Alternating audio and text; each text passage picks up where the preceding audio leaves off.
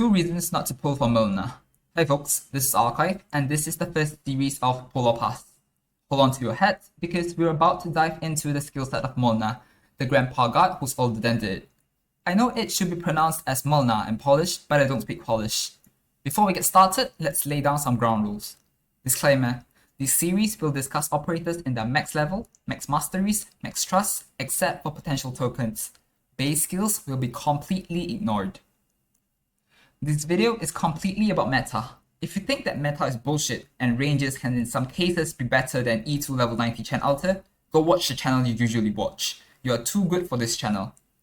Also, just a heads up, some of the numbers in this video might have a decimal point difference and might have some errors.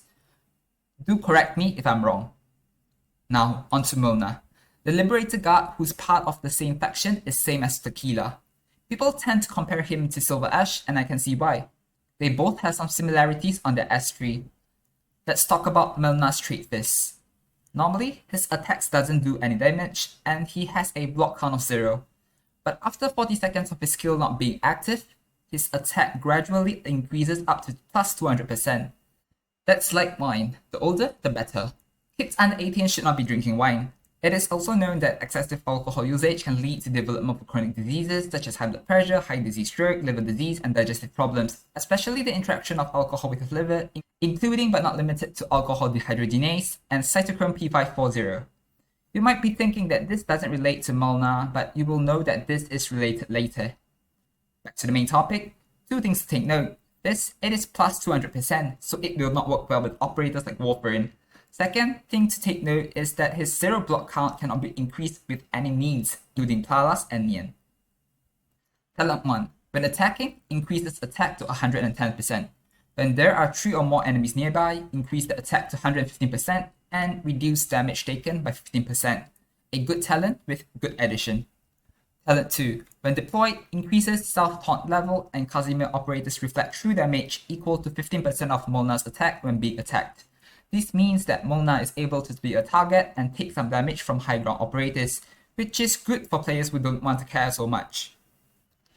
The reflection is also something to have a look upon. With true damage, it has a reflection of 173.25 damage per hit taken. If it's Skadi Alter, it will reach a figure of 213 damage per hit taken, until a maximum of 380 damage per hit taken. While on comparison, Hoshiguma S2 M3 deals a reflection of 430 damage per hit taken, which is not true damage. So overall, if you're using Kazimierz family bundle, it is a good addition. But if you're just using for reflecting damage, Hoshiguma is still better. About the family bundle in my future videos. Skill 1. None of the talents scale with defend, and you don't want a guard to be doing a defender's job. So next. There will also be a video about archive meta theory in the future, where future explanations will be made.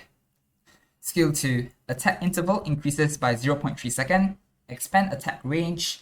Attacks deal 2 hit with each hit dealing 190% of damage. Sounds good. The trait will not be reset, but with the condition that he must get the kill. However, even if the trait doesn't get reset, the 25 SP cost still means that he will have 25 seconds to recharge his trait out. Well, good side, you can save 15 seconds. Bad side, only 15 seconds of time saving. Well, if you might be thinking to let Mylnar soul a road, remember, for every 20 seconds you use his skill, he will be a block 0 trash for 25 seconds. Not a useful skill for soloing a lane. Skill 3. Well, this is the spotlight of today, GoldenSlash. Expands attack range, increases trait effect to 2 times, trait effect minus 10% whenever an enemy is defeated.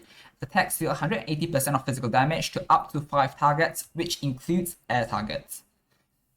When enemies within attack range are attacked by Kazimierz operators, deal additional true damage equal to 12% of Mylnar's attack. Total DPS of 94,864, which includes a small amount of true damage, because Mylnar is also a Kazimierz operator. True damage on hit-wise, it's a good addition of 265.65 true damage per hit if you're a fan of the Kazimierz family bundle, but for that kind of family bundle, which is not T0, well, considerable I would say.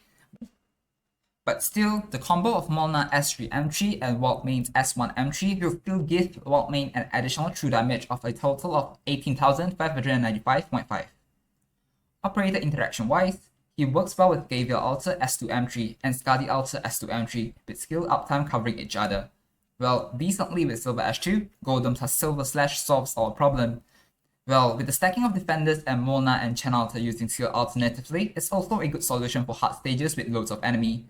Mylnar Arc Suzerain combo is also a decent one if you want to let Mylnar shine bright like a diamond. Conclusion: 2 reasons not to pull for Mylnar. He does nothing without the skill, and does everything with the skill. So, like alcohol, don't use him too much, or not your brain might not be thinking, which will cause serious complications. Just joking.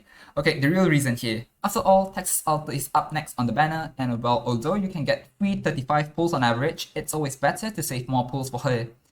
The probability of getting her with free 35 pulls is very low, being 17.4%, meaning that in 1,000 people watching this video right now, there will only be 134 people getting Texas Altar with the free 35 pulls.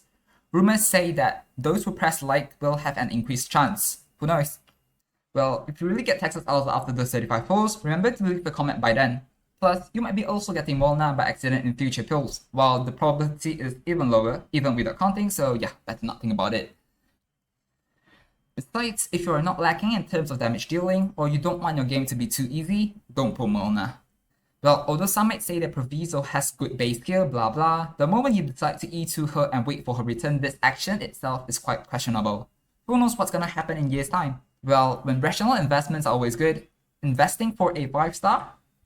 Well, worth thinking about and calculating the Arknights.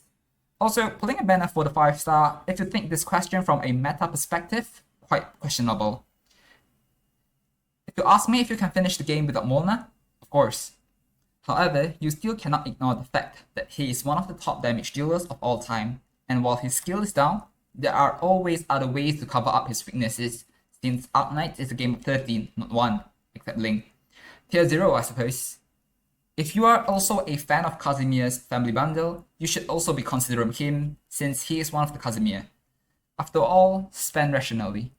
Arknights is just a game. It's not your entire life. Each purchase in the game supports Arknights until some context, but remember not to make the purchase in-game your burden in real life. Until here folks, thanks for tuning in, subscribe to the channel for more useful content about Arknights. See you in the next video.